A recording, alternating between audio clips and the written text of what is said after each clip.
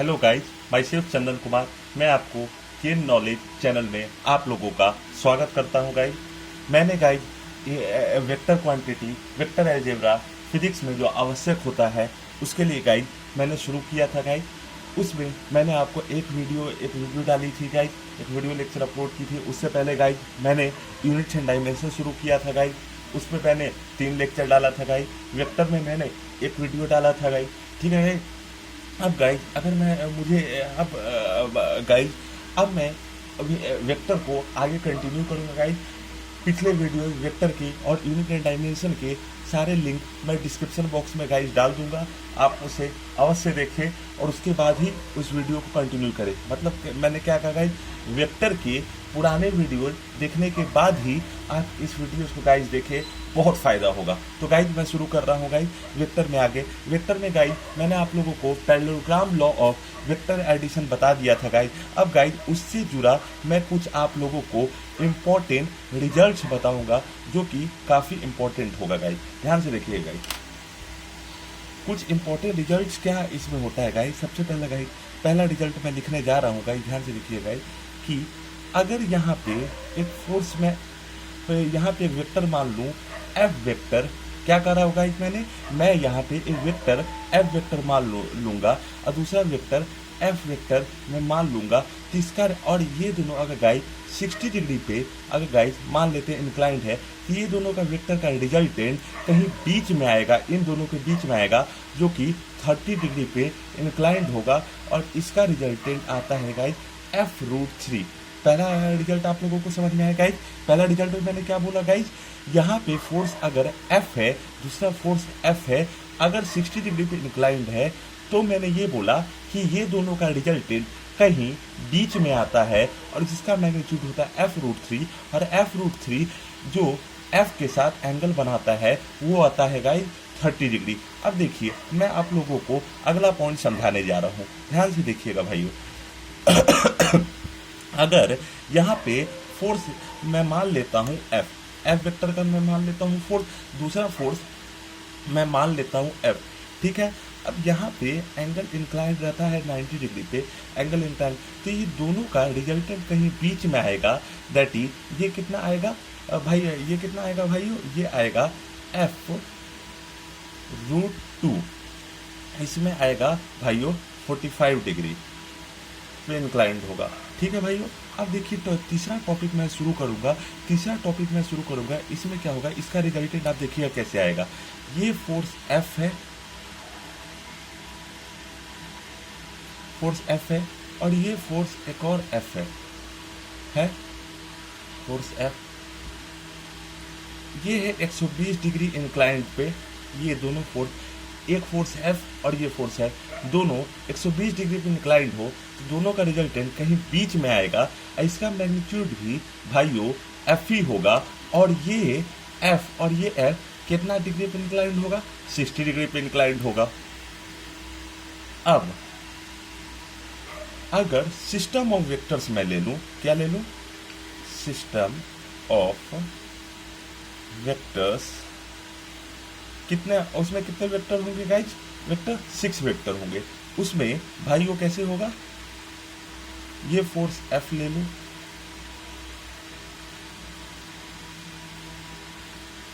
Force F,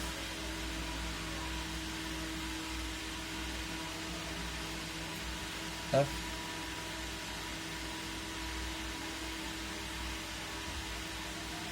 F F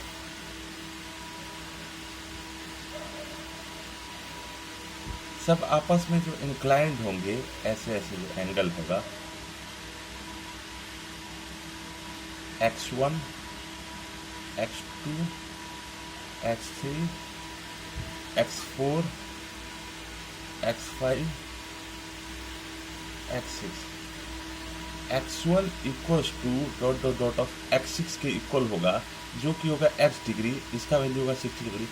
ये 6 force का जो रिजल्टेंट होगा F R force resultant equals to 0 null, ये होगा गाइस। तो ये कॉन्सेप्ट आप लोगों का क्लियर है गाइस। अब ये पूछा जाए कोई कि f√3 कैसे आता है, देखिए गाइस हम लोग ये फॉर्मूला जानते हैं, √a² + b² + 2ab cos theta क्या जानते हैं, अंडर रूट फॉर्मूला गाइस हम लोग रिजल्टेंट वेक्टर का निकालना हम लोग जानते हैं क्या होता है, √a² + b² + 2ab cos theta जानते हैं। अब देखिए यहाँ पे आप वैल्यू पुट कीजिए, फोर्स का वैल्यू क्या है F, इसका वैल्यू क्या है F, तो इसमें क्या हो जाएगा f² + f² plus 2f²।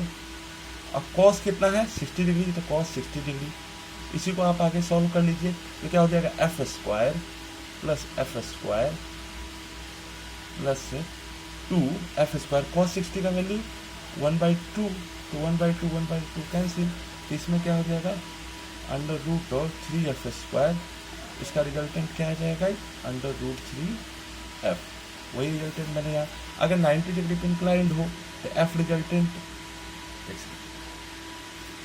Resultant अगर निकालना होगा तो रिजल्टेंट कैसे होगा, रिजल्टेंट होगा √f² + f² + 2f² cos of 90 degree. अब देखिए √f² + f², 2f² cos 90 का वैल्यू 0, तो इसका वैल्यू इसको सॉल्व कर लीजिए f√2, तो इसमें रिजल्टेंट वेक्टर क्या होगा, हाँ अरे अभी कुछ काम कर रहे हैं, दीदी को कहिए, resultant f² + f² + 2f² cos 120 degree होगा भाई। अब देखिए गाइस ये क्या हो जाएगा f² + f² + 2f² cos 120 कितना हो जाएगा -1/2, कट जाएगा -f² + f² कैंसिल, इसका वैल्यू क्या आ जाएगा f, तो रिजल्टेंट क्या होगा। अब देखिए गाइस यहाँ पे 0 कैसे हो गया भाइयों बहनों, देखिए यहाँ फोर्स F है, यहाँ भी फोर्स F है, यहाँ फोर्स F है, यहाँ भी फोर्स F है, यहाँ फोर्स F है, यहाँ भी फोर्स F है, ध्यान से देखिए भाइयों बहनों, यहाँ फोर्स F है, ये फोर्स F, सारा फोर्स मैग्नीट्यूड इक्वल है, मतलब all the forces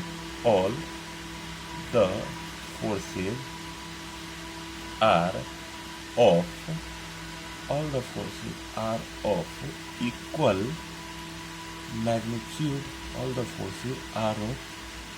magnitude, angle क्या होगा x1, x2, x3, x4, x1, ये इक्वल आ गया x6, x डिग्री 60 डिग्री, ये इसको कैंसिल कर देगा, अपोजिट डायरेक्शन में है और एंगल भी सेम बना रहा है, फिर उसके बाद ये इसको कैंसिल कर देगा, अपोजिट डायरेक्शन में है और एंगल भी सेम बना रहा है। अब अगर गाइस ये अपोजिट डायरेक्शन में और एंगल भी सेम बना रहा है, ये अपोजिट डायरेक्शन ये भी एंगल भी सेम बना रहा है, तो एफ रिजल्टेंट क्या हो जाएगा 0 होगा भाई। अब गाइस मैं आगे शुरू करूंगा,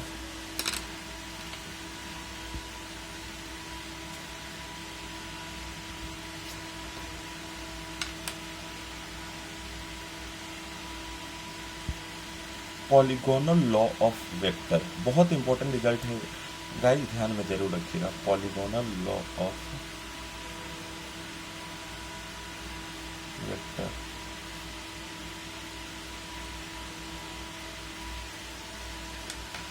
अब पॉलीगोनल लॉ ऑफ वेक्टर ये क्या है, ये वैलिड है फॉर सिस्टम ऑफ वेक्टर्स के लिए, ये वैलिड है फॉर सिस्टम ऑफ वेक्टर्स के लिए, ये वैलिड है for system of vector, means more than 2 vector, more than 2 vectors. अब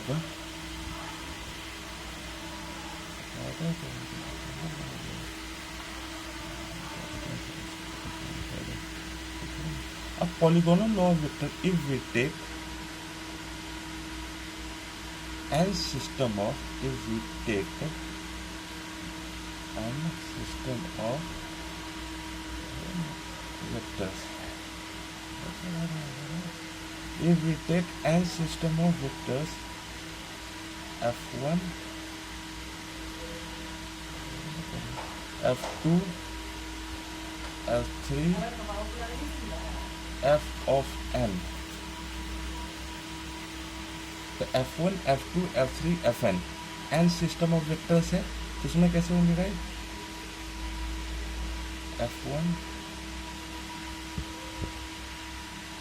हम मान लीजिए सिस्टम में कुछ इस तरीके से गाइज रखे होंगे, f1 ऐसे रखा होगा, f2 ऐसे रखा होगा, f3 ऐसे रखा होगा, f4 ऐसे रखा होगा, f5 ऐसे रखा होगा, f6 ऐसे रखा होगा गाइज। अब देखिए गाइज, अब मुझे n सिस्टम ऑफ वेक्टर निकालना है। ये फोर्स f1 है, यहाँ पे फोर्स f1 रख लीजिए गाइज, क्या रख लीजिए? f1। f2 है गाइज, ये इसका टेल है, ये इसका हेड है, उसके टेल और इसके हेड को ऐसे मिला दीजिए, f2 हो जाएगा गाइज। यहाँ पे गाइज इसके टेल और इसके हेड को f3 से मिला दीजिए गाइज, f4 गाइज ऐसे रख लीजिए,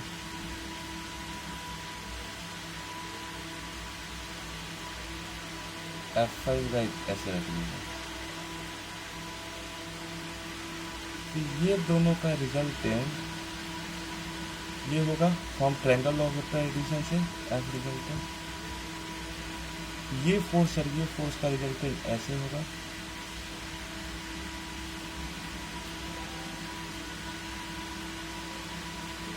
फिर ये और ये फोर्स का रिजल्टेंट ऐसे होगा, फिर ये फोर्स और ये फोर्स का रिजल्टेंट ऐसे होगा।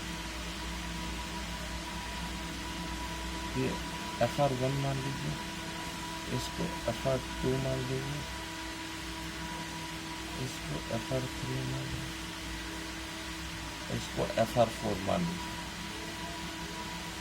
तो गाइज इसमें क्या मिला भाइयों बहनों? यहाँ फोर्स F1 है, दूसरा फोर्स F2 है, यहाँ फोर्स F3, F4, F5, ऐसे n सिस्टम ऑफ वेक्टर मैंने ले लिया। ओके, अब देखिए यहाँ पे फोर्स अगर F1 है, F2, इसके हेड को इसके टेल से मिला दो तो F रिजल्टेंट निकलेगा, फिर इसके हेड को F3 के टेल को F2 के हेड से मिला देंगे तो ये कनेक्ट हो जाएगा, फिर F3 के टेल को F4 के हेड से मिला देंगे तो ये मिल जाएगा, F4 के हेड को F5 के टेल से मिला देंगे तो ये मिल जाएगा। अब देखिए भाइयों बहनों, ये और ये दोनों का रिजल्टेंट ये होगा F रिजल्टेंट, फिर ये और ये दोनों का रिजल्टेंट ये होगा, फिर ये और ये इसका रिजल्टेंट ये होगा, और ये इसका रिजल्टेंट ये होगा। तो भाइयों बहनों हम लोग को क्या मिला? FR4 मिला, ये मिला, ये मिला, ये मिला, ये मिला, हम लोग को F रिजल्टेंट मिल गया। तो F रिजल्टेंट का अगर नेट फॉर्मूला अगर लिखना होगा, F रिजल्टेंट का नेट फॉर्मूला लिखना होगा for n system of vectors के लिए, n सिस्टम ऑफ वेक्टर्स के लिए, तो F रिजल्टेंट क्या हो जाएगा? F रिजल्टेंट क्या हो जाएगा? F1 plus F2 plus dot dot dot F of n। तो ये समझ में आ गया भाइयों बहनों। अब मैं अगला टॉपिक पढ़ाने जा रहा हूँ, पॉलीगोनल लॉ ऑफ वेक्टर। ये समझ में आ गया। Polygonal law of vector simply हम लोग क्या करेंगे, फॉर सिस्टम ऑफ वेक्टर्स के लिए, मतलब ये अप्लाई मेनली हम लोग करेंगे किसके लिए भाइयों बहनों? ये अप्लाई मेनली करेंगे फॉर सिस्टम ऑफ वेक्टर्स के लिए, मतलब polygonal law of polygonal law of polygonal law of vectors, polygonal law of vectors is polygonal law of vectors is valid for system of polygonal law of vectors is valid for system of vectors।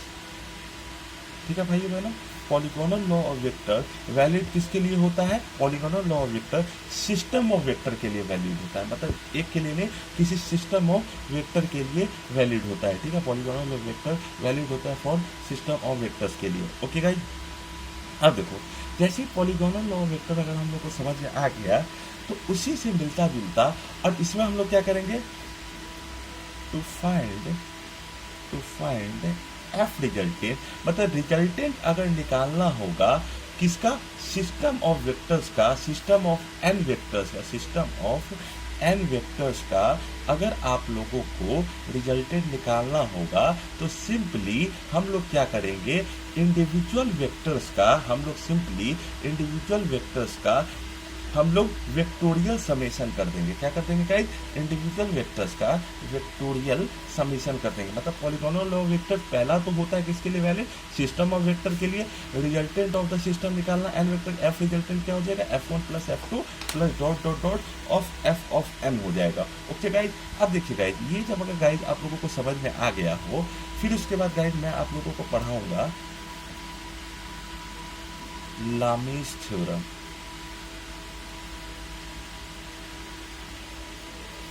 अब Lami's theorem क्या कहता है? देखिए guys, Lami's theorem क्या हो कहेगा कि बहुत आसान है गाइस, कि अकॉर्डिंग टू कहे ना Lami's theorem,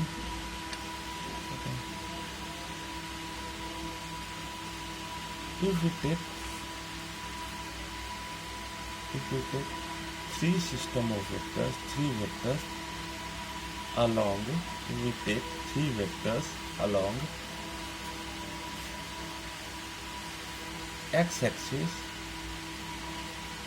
y-axis and along y-axis, x-axis and z-axis respectively, and the respective components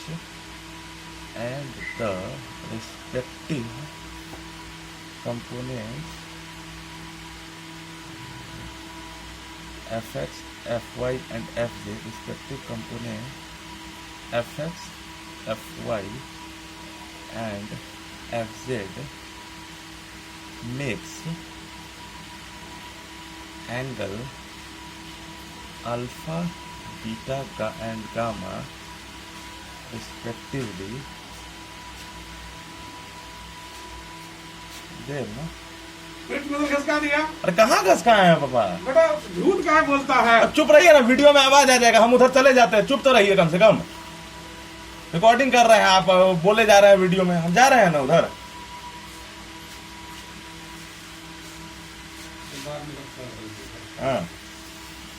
हाँ, angle according to Lami's theorem, if we take three vectors along x-axis, y-axis and z-axis respectively, and the respective components fx, fy and fz makes angle alpha, beta and gamma respectively, then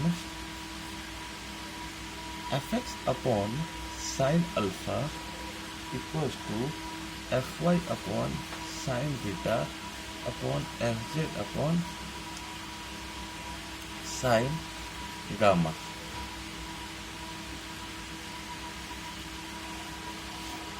तो guys यहाँ पे guys क्या मिला? ये force Fx है, force Fx है, force Fz है, हाँ फोर्स Fz है, और फोर्स यहाँ पे कहीं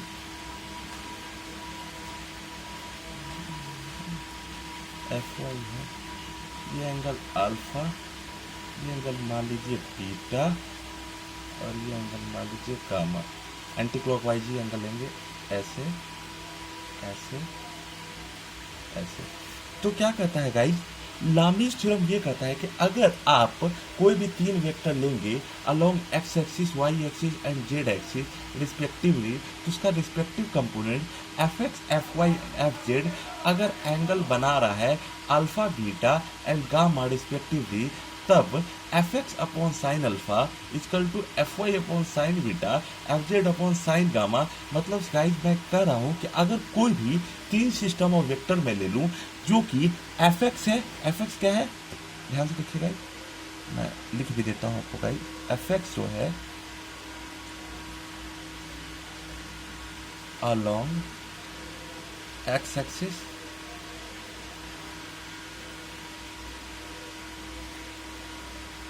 F x along x axis, F y है along y axis और एफ जेड है along z axis। तो इसमें क्या कर रहा है लामीज थ्योरम।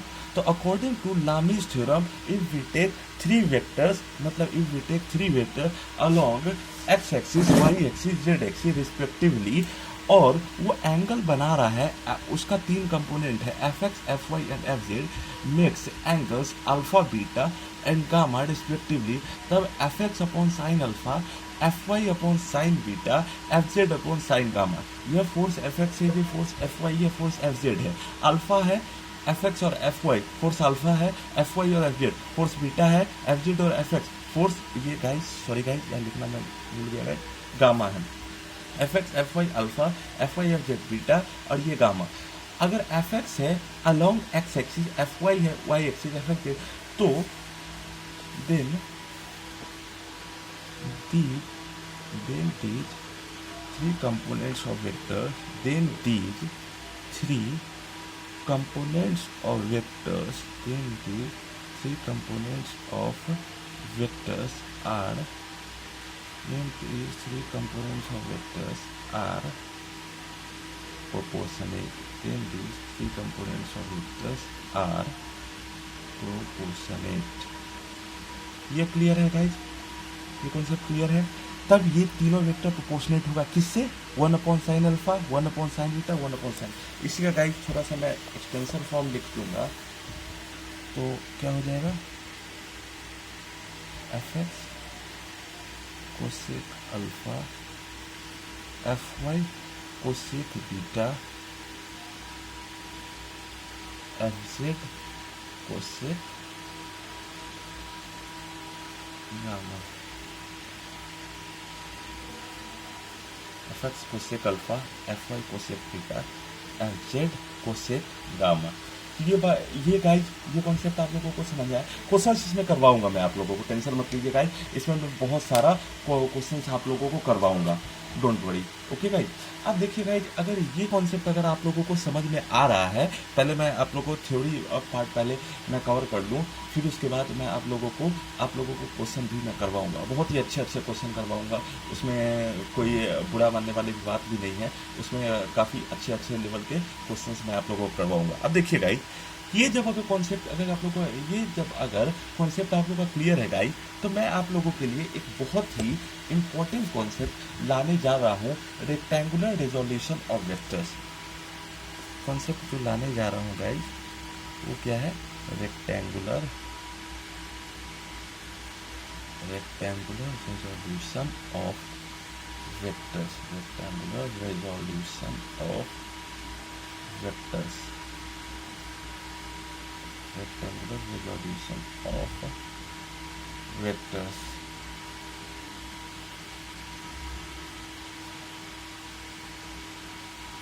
अब रेक्टेंगुलर रेजोल्यूशन ऑफ वेक्टर क्या कहता है sir guys, according to the concept of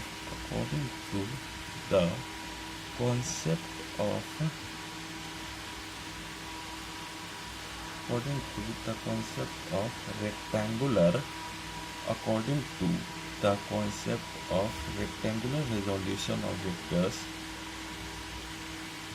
according to the concept of rectangular resolution of vectors, ठीक है guys, according to the concept of rectangular resolution of vectors, if any vector is moving,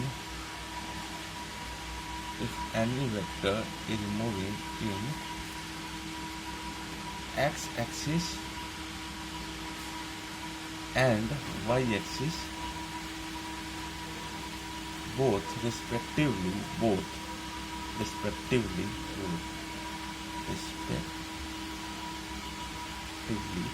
मतलब क्या कर रहा है guys, इसमें ये कह रहा है कि अगर वेक्टर्स का रेक्टेंगुलर रिजोल्यूशन करना होगा और कोई भी वेक्टर अगर उसका हम लोग गाइस रेक्टेंगुलर रिजोल्यूशन करते हैं तो अगर वो कोई वेक्टर एक्स एक्सिस और वाई एक्सिस दोनों में मूव करता है गाइस रिस्पेक्टिवली, अगर कोई वेक्टर मूव करता है एक्स एक्सिस और वाई एक्सिस दोनों में रिस्पेक्टिवली, रिजोल्यूशन का सीधा मतलब ये होता है गाइस, रिजोल्यूशन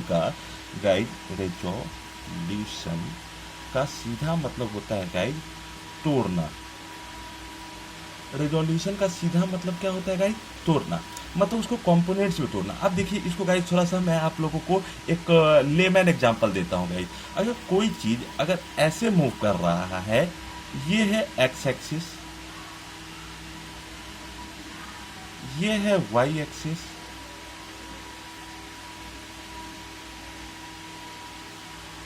और ये है जेड एक्सिस,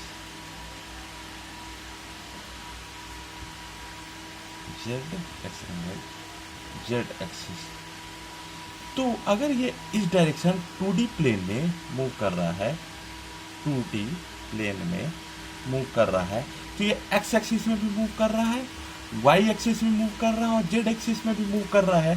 तो अगर ये 2D प्लेन में मूव कर रहा है, ये एक्स एक्सिस में मूव कर रहा है, वाई एक्सिस में मूव कर रहा है, जेड एक्सिस में, और अगर ये 2D प्लेन में मूव कर रहा है, तो ये जो वेक्टर है, मान लीजिए वेक्टर को ए मैं मान लूं, इसका कुछ हिस्सा some part of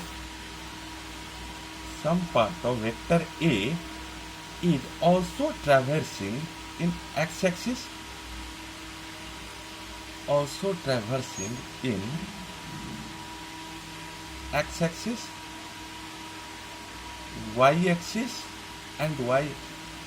and some its parts is traversing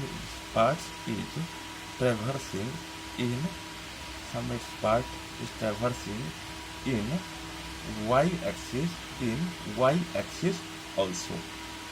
अब देखिए गाइस, ध्यान से देखिए गाइस, अगर ये वेक्टर ए है, ये है एक्स एक्सिस, वाई एक्सिस, इसका जेड एक्सिस, अगर ये 2D प्लेन है, 2 डायमेंशनल प्लेन है, तो क्या मैं ऐसे नहीं कर सकता हूं कि अगर ए वेक्टर का कुछ हिस्सा एक्स एक्सिस में भी मूव कर रहा होगा, मतलब some part of x axis also traversing means move करना, तो ए वेक्टर का कुछ हिस्सा एक्स एक्सिस में भी ट्रैवल कर रहा होगा, वाई एक्सिस में भी ट्रैवल कर रहा होगा। अब देखिए गाइस, इसी को गाइस थोड़ा सा मैं इस कॉन्सेप्ट को एलेबोरेट करना चाहूंगा। अगर इसी को यहां मैं लिख दूं गाइस, चलिए लिख देता हूं। अगर यहां 3D प्लेन है, क्या है गाइस, 3D प्लेन है। अब गाइस यहां जैसे ही 3D प्लेन है, तो अगर ये ए वेक्टर है, ऐसे मूव कर रहा है, ये एक्स एक्सिस होगा गाइस, एक्स एक्सिस, ये गाइस क्या हो जाएगा, वाई एक्सिस, और ये गाइस क्या हो जाएगा, इसका जेड एक्सिस। मैंने क्या कहा गाइस, एक ए वेक्टर मान लीजिए जो कि एक्स एक्सिस में मूव कर रहा है, वाई एक्सिस में मूव कर रहा है और जेड एक्सिस में मूव कर रहा है। अगर ये वेक्टर ए, ध्यान से देखिएगा guys,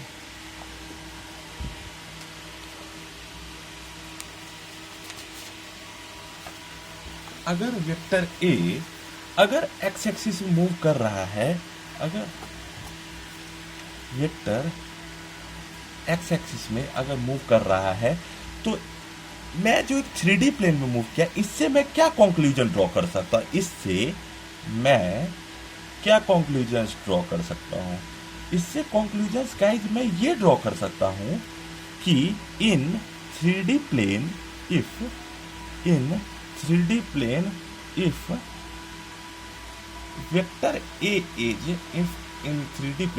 vector A is traversing, if any 3D plane vector A is traversing, then its some portion is traveling in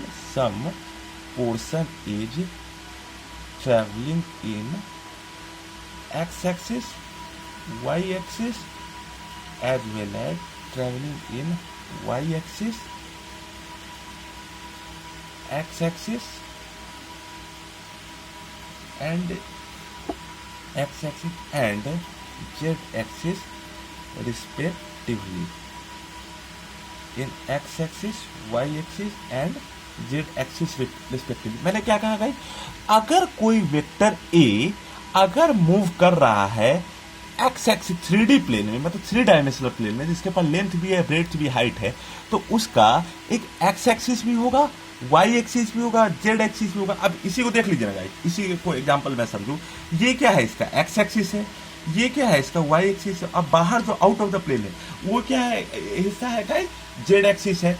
तो अगर इन 3D प्लेन अगर ए वेक्टर अगर ट्रैवर्स कर रहा है, मूव कर रहा है, तो उसका कुछ पोर्शन एक्स एक्सिस में भी ट्रेवल कर रहा होगा. कोई चीज मान लीजिए गाइस ऐसे मूव कर रहा है, तो ये एक्स एक्सिस में मूव किया, वाई एक्सिस में मूव किया. अब जेड एक्सिस में अगर मूव करना होगा तो कैसे होगा. कोई वेक्टर ऐसे हवा में ऐसे मूव कर रहा है, कोई वेक्टर, तो इसके पास लेंथ भी है, ब्रेड्थ भी है, कुछ चौड़ाई भी तो है, हाइट भी तो है. लेंथ भी है, विड्थ भी है और हाइट भी है. विड्थ मतलब विडनेस, कितना उसकी चौड़ाई होती है. अगर कोई स्पेस में ऐसे मूव कर रहा है तो ये इसका लेंथ होगा, कोई ऐसे मूव कर रहा है ऐसे, ये इसका लेंथ होगा, ये ब्रेड्थ, और ये चौड़ाई जो होगा वो उसका क्या हो जाएगा, हाइट हो जाएगा.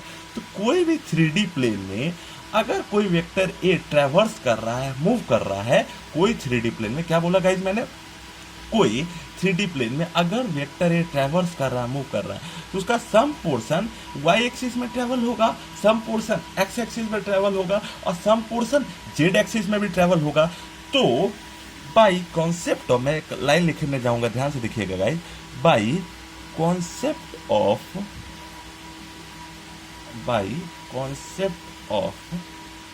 Rectangular, by concept of rectangular resolution, by concept of rectangular resolution of vectors, we can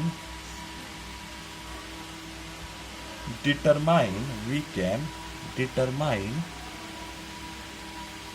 that how much part of vector, we can determine that how much part of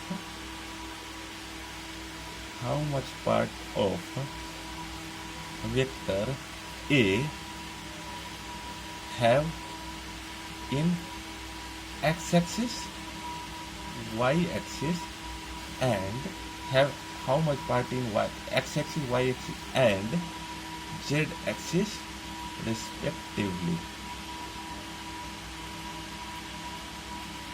तो गाइस ये कहता है ये कि अगर by concept of rectangular resolution vector हम लोग determine कर सकते हैं कि ए वेक्टर का कितना पार्ट एक्स एक्सिस में है, ए वेक्टर का कितना पार्ट वाई एक्सिस में है और ए वेक्टर का कितना पार्ट जेड एक्सिस में. By concept of rectangular resolution vector हम लोग क्या पता कर सकते हैं, ए वेक्टर का कितना पार्ट एक्स एक्सिस में, वाई एक्सिस में और जेड एक्सिस में है.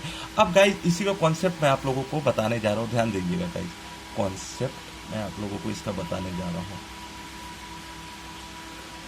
ये है ए वेक्टर, ये है एक्स एक्सिस, ध्यान से देखिएगा. ये चलिए डॉटेड नहीं, मैं कंप्लीट, मैं सॉलिड डैश लाइन से बनाता हूँ. ये है एक्स एक्सिस,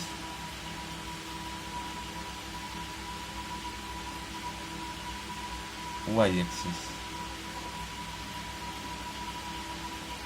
ये एंगल मान लीजिए गाइस बना रहा है अल्फा, कि ये मैं इसके पैरेलल ड्रॉ करता हूँ, मान लेता हूँ OM,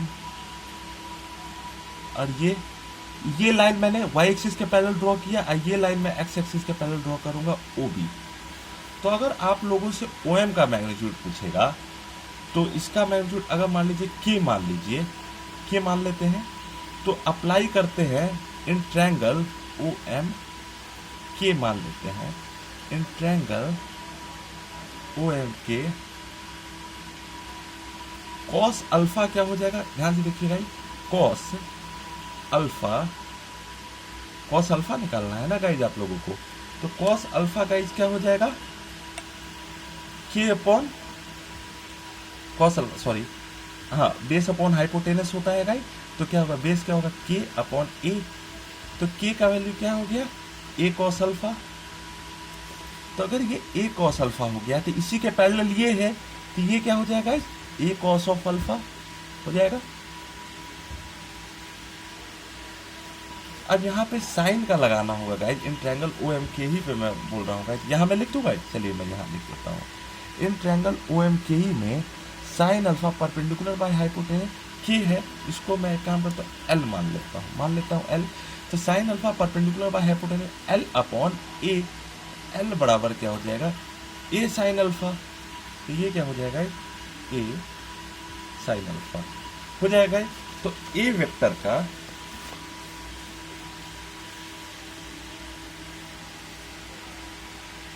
A vector can be, a vector का गाइड हम लोग क्या कर दिए, रिजॉल्वेशन कर दिए। A vector can be resolve कर दिए कि वो एक्स एक्सिस में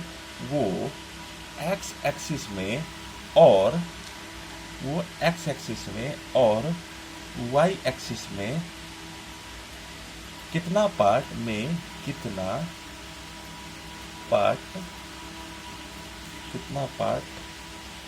रखेगा। तो क्या क्या रखेगा गाइस, ए कॉस अल्फा, ए साइन अल्फा। ये गाइस क्लियर है। अब देखिए गाइस, ये जब अगर आप लोगों को क्लियर है तो अगर इन 3D प्लेन अगर हम लोगों को रिजॉल्व करना हो, इन 3D प्लेन अगर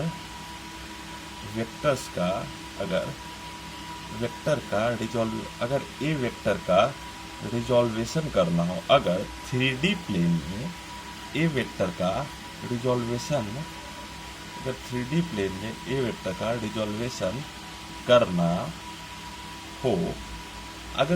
प्लेन में ए वेक्टर का रिजॉल्वेशन करना होगा गाइस, तो क्या हो जाएगा, मान लीजिए ये ए वेक्टर 3D प्लेन है, ये है एक्स एक्सिस,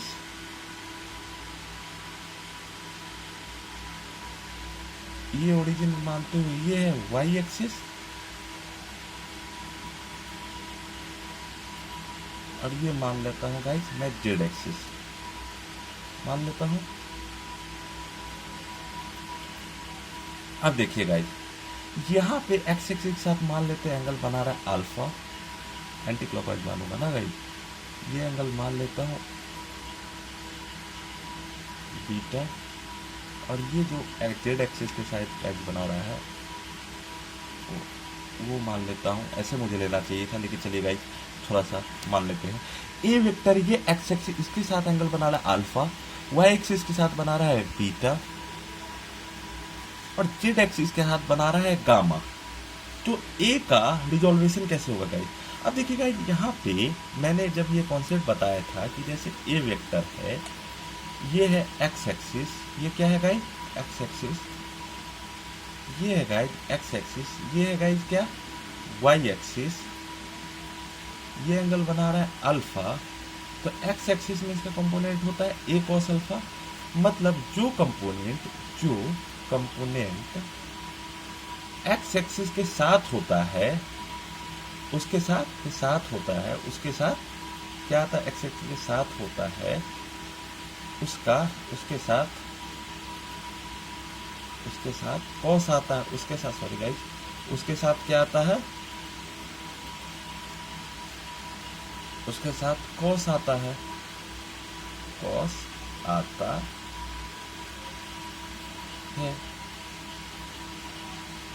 तो ये वाला क्या होगा, ये कंपोनेंट इसका क्या आ जाएगा, ए कॉस अल्फा होगा गाइस।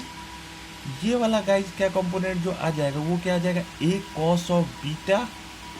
ये वाला जो कंपोनेंट आएगा वो क्या आ जाएगा, ए कॉस ऑफ गामा। अब गाइस थोड़ा सा मैं आप लोगों को एक कॉन्सेप्ट में पीछे स्किप किया, ये होगा एक कॉन्सेप्ट होगा यूनिट वेक्टर्स आप लोगों को बताना था, मैं भूल गया बताना। देखिए गाइस, यूनिट वेक्टर्स क्या होता है, यूनिट वेक्टर्स अब नाम में आगे लगा हुआ है यूनिट, मतलब एक ऐसा वेक्टर जिसका मैग्नीट्यूड यूनिटी हो। यूनिट वेक्टर्स क्या होगा गाइस, ऐसा vector, the vectors whose magnitude is unity, the vectors whose magnitude is unity are known as unity are known as unit vectors। मतलब एक ऐसा वेक्टर जिसका मैग्नीट्यूड यूनिटी हो तो उसको हम लोग क्या कहते हैं, यूनिट वेक्टर। रिप्रेजेंट करते, इट इज रिप्रेजेंटेड बाई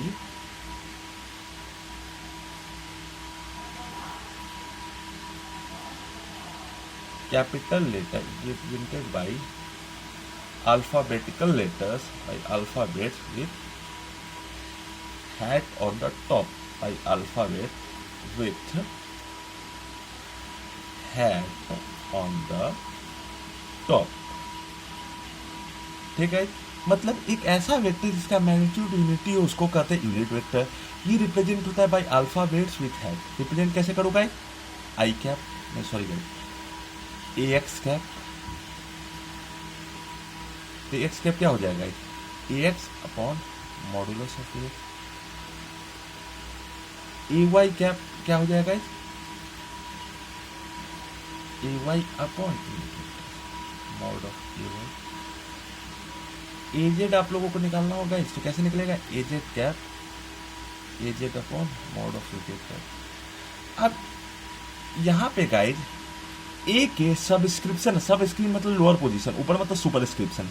ए के सबस्क्रिप्शन पोजीशन में अगर एक्स है तो ये अगर ए एक्स वेक्टर है, ए के सबस्क्रिप्शन पोजीशन में वाई है, ए के सबस्क्रिप्शन पोजीशन में जेड है, तो इसका मतलब ए एक्स मतलब क्या होगा, यूनिट वेक्टर अलोंग,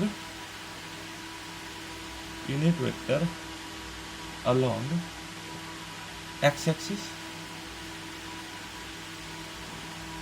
ए वाई क्या हो जाएगा, unit vector along, unit vector along y axis. A z क्या हो जाएगा, unit vector, unit vector along, unit vector along z axis. Unit vector x क्या होगा, unit vector along axis. A y क्या होगा, unit vector along y axis. A z cap क्या हो जाएगा, unit vector along z axis. ठीक है guys, ये रिप्रेजेंट होता है by alpha with head on top. अब गाइज कहीं भी अगर मुझे, अब मैं एग्जांपल के लिए मैं आप लोगों को कुछ बातें मैं आप लोगों को बताऊंगा जो कि आप लोगों को जानना भी चाहिए कि अगर कोई वेक्टर का अगर मुझे रिप्रेजेंटेशन ये अगर क्लियर है गाइज, तो यूज हम लोग किस लिए करते हैं गाइज, इसका कॉन्सेप्ट को ध्यान से सुनिए। दिख रहा है गाइज आप लोगों को, दिख ही रहा होगा। तो इसका यूज हम लोग करते हैं, it is used to show the direction of, it is used to show the direction of any vectors. मतलब ये कह रहा है गाइस, ये कोई भी कंपोनेंट या कोई भी पार्ट के साथ, या कोई भी पार्ट के साथ इसलिए आता है गाइस क्यों, डायरेक्शन शो करने के लिए। अब फॉर एग्जांपल गाइस, मुझे एक वेक्टर मैं लिख रहा हूं, दोनों में लिखूंगा, इन 2D प्लेन में भी लिखूंगा, इन 2D प्लेन में भी लिखूंगा, इन 2D प्लेन में भी लिखूंगा, इन 3D प्लेन में भी लिखूंगा। तो ए वेक्टर अगर मान लीजिए गाइस हम लोग को 2D प्लेन में लिखना होगा तो कैसे लिखेंगे, a x, a of x cap plus a of y, a y cap. और 3D प्लेन में लिखना होगा गाइस कैसे लिखेंगे, a x of a x cap plus a y of a y cap plus a z of a z cap.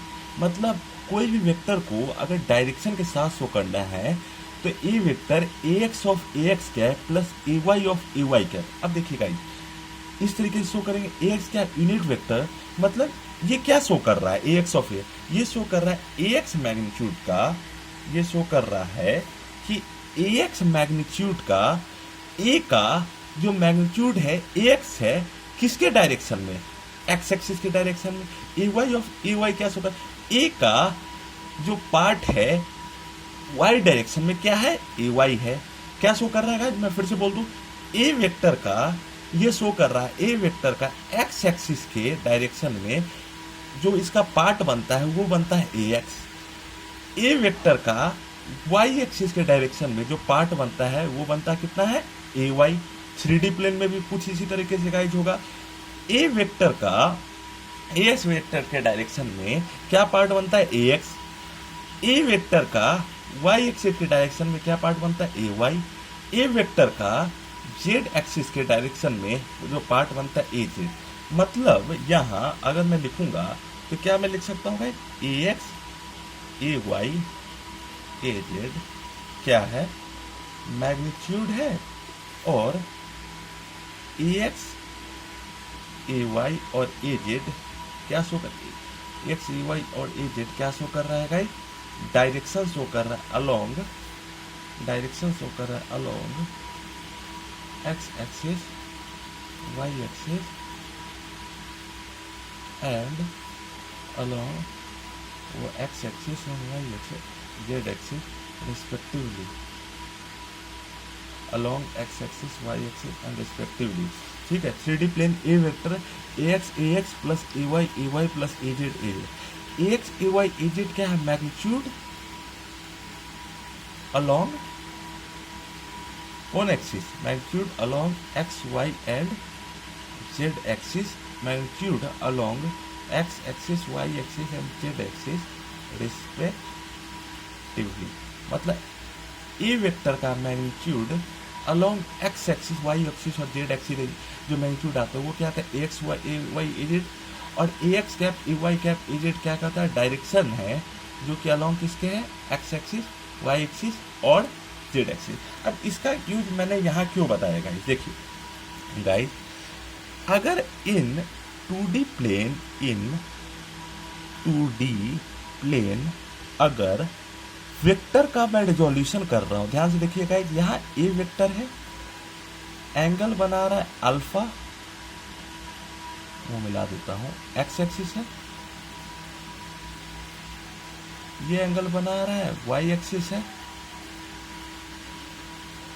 तो x axis में क्या हो जाएगा, इसका मैग्नीट्यूड ए कॉस अल्फा होगा, इसमें क्या हो जाएगा, ए साइन अल्फा होगा। अब कोई अगर 3D प्लेन में सेम कॉन्सेप्ट में गाइस लू 3D इन 3D प्लेन, तो ये a angle a vector 3D plane में है, एक्स एक्सिस के साथ एंगल बना रहा है अल्फा, एंटी क्लॉकवाइज में लेंगे गाइस, वाई एक्सिस मान लीजिए गाइस, वाई एक्सिस में मान लीजिए गाइस एंगल बना देंगे गाइस बीटा, और जेड एक्सिस में गाइस एंगल बना लेंगे गामा, गामा। तो ए वेक्टर एक्स एक्सिस के साथ जो एंगल बना रहा है अल्फा, ए वेक्टर वाई एक्सिस के साथ एंगल बना रहा है बीटा, ए वेक्टर अगर जेड एक्सिस के साथ एंगल बना रहा है गामा। ध्यान से देखिएगा, यहाँ पे क्या था, 2D प्लेन में ए वेक्टर एक्स एक्सिस के साथ एंगल बना रहा है अल्फा, ए वेक्टर वाई एक्सिस के साथ जो एंगल बना रहा है, ये एंगल कितना हो जाएगा, अल्फा है, ये 90 डिग्री है, तो ये एंगल कितना हो जाएगा, 90 माइनस अल्फा होगा गाइस। तो इस तरीके से हम लोग ए साइन अल्फा ऐसे भी आता है कि ए कॉस ऑफ 90 माइनस अल्फा लिख लीजिए, ए कॉस 90 माइनस अल्फा क्या होता है, ए कॉस 90 माइनस अल्फा होता है ए, और सेकंड एक्सिस में क्या होता है, 90 माइनस अल्फा है, तो 90 माइनस ए साइन अल्फा, फर्स्ट क्वाड्रेंट। अब यहाँ ए वेक्टर है, ये एक्स एक्सिस है अल्फा, ये बीटा, ये गामा, तो इसका ये वाला जो एक्स एक्सिस में इसका जो कंपोनेंट आएगा that is a x, sorry guys लिख रहा था ए एक्स, वाई एक्सिस में जो कंपोनेंट आएगा ए वाई, और जेड एक्सिस में कंपोनेंट जो आएगा ए जेड। ए जेड का क्या वैल्यू हो जाएगा, ए एक्स का वैल्यू हो जाएगा ए कॉस अल्फा, ए वाई का जो मैग्नीट्यूड आएगा वो क्या आ जाएगा, ए कॉस बीटा, ए जेड का मैग्नीट्यूड जो हो जाएगा ए कॉस गामा। ठीक है, एक्स एक्सिस में क्या हो जाएगा, ए एक्स, वाई एक्सिस में क्या हो जाएगा, ए वाई। तो अगर इन इन 2D प्लेन ए वेक्टर का क्या कंपोनेंट आ जाएगा guys? A x cos alpha A sorry guys, ये हो जाएगा ए cos alpha plus a sine alpha A Y.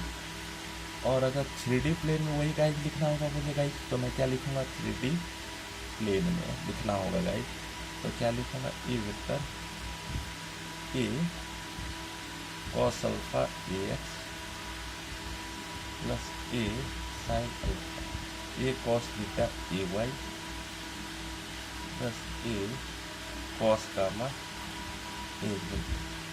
ठीक है, ए कॉस अल्फा ये आया, ये आया, ये आया। ठीक है गाइज, मैं यहाँ तक आपको वीडियो को छोड़ रहा हूँ, यहाँ तक आज मैंने बताया। अगला वीडियो मैं बहुत जल्द ही लाऊंगा, यूनिट वेक्टर अलजेब्रा ही का तीसरा पार्ट। आज के पार्ट में मैं आप लोगों को यहीं तक छोड़ रहा होगा।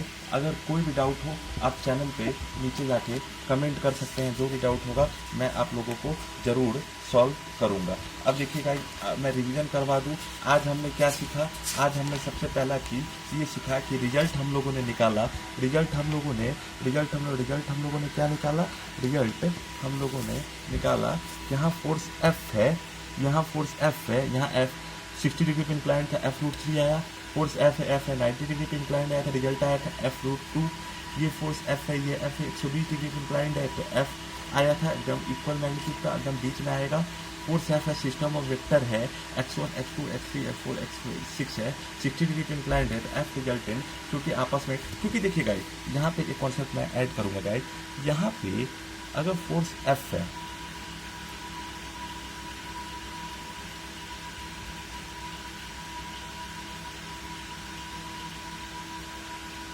और 180 डिग्री पे इंक्लाइंड है, तो एफ रिजल्टेंट क्या होगा गाइज? एफ ऑफ रिजल्टेंट हो जाएगा under root of F square plus F square plus 2 F square cos 180 degree. और कॉस 180 डिग्री गाइज क्या होता है? -1। तो यहाँ पे क्या हो जाएगा? F square plus F square guys क्या हो जाएगा? 2 of F square plus of 2 of F square, यहाँ -1, कि यहाँ प्लस ऑफ 2 एफ स्क्वायर है, यहाँ माइनस ऑफ 2 स्क्वायर कैंसिल। तो अपोजिट वेक्टर्स का समेशन क्या हो जाएगा? 0। ठीक उसी कॉन्सेप्ट से अगर सिस्टम ऑफ वेक्टर ले लिया, इसमें नंबर ऑफ वेक्टर गाइस मैं लेता हूँ n = 6। यहाँ फोर्स अगर मैं F लूँ, ये फोर्स F लूँ, ये फोर्स F लूँ, ये फोर्स F लूँ, ये फोर्स लूँ F, सारे कितने डिग्री पे एंगल पे इंक्लाइंड है? x1 x2 x3 x4 x5 x6 पे इंक्लाइंड है। तो रिजल्टेंट वेक्टर एफ रिजल्टेंट क्या हो जाएगा? 0 हो जाएगा, क्योंकि ये और ये एंगल सेम बना रहा है, 180 डिग्री पे इंक्लाइंड है, मैग्नीट्यूड भी सेम है, कैंसिल हो जाएगा। ये फोर्स एफ और ये फोर्स एफ सेम एंगल बना रहा है, मैग्नीट्यूड भी सेम है, कैंसिल। ये फोर्स एफ, ये फोर्स सेम एंगल बना, सेम एंगल, मैग्नीट्यूड भी सेम है, 180 डिग्री पे इंक्लाइंड है। ये तीनों का अगर आप समेशन कीजिएगा किसका? x2 plus x3 plus x4 का, ये आ जाएगा पाई। ठीक, ये कैंसिल कर देगा गाइस। ये कॉन्सेप्ट अगर क्लियर है गाइस, तब polygonal law of vector addition पहले वैलिड होता है सिस्टम वेक्टर के लिए, मोर देन 2 वेक्टर के लिए। अगर हम लोग n सिस्टम ऑफ वेक्टर लेंगे, f1 f2 f3 fn तक, ये f1 लिए, f2 लिए, f3 लिए, f4 लिए, f5 लिए, f6 लिए, तो इसका रिजल्टेंट अगर निकालना हो n सिस्टम वेक्टर, ये फोर्स f है, f1 है, f2 है, रिजल्टेंट ये आया, ये फिर यहाँ पे एक फोर्स लगा दिए, F3 के टेल को इससे मिला दी, ये रिजल्टेंट निकाल, ये रिजल्टेंट, मतलब रिजल्टेंट वेक्टर अगर निकालना हो फॉर सिस्टम ऑफ वेक्टर, तो ये हम लोग क्या निकाल दिए? इंडिविजुअल वेक्टर का मतलब समेशंस होगा। ये मैंने आप लोगों को बताया polygonal law of vector addition, मतलब इंडिविजुअल सिस्टम का वेक्टर का समेशन होगा, बताया गाइज मैंने आप लोगों को।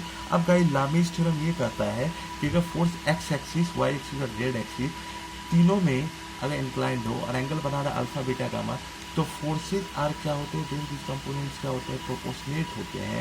F x upon sine alpha से f y upon sine beta से f z upon sine gamma से। तो और वही साइन अल्फा ऊपर जाएगा तो बन जाएगा F x cosec alpha, F y cosec beta, F z cosec gamma. इसी से अगर आप लोगों को 2-3 रिलेशन और बनाना है तो क्या हो जाएगा? F x upon f y cosec beta upon cosec alpha.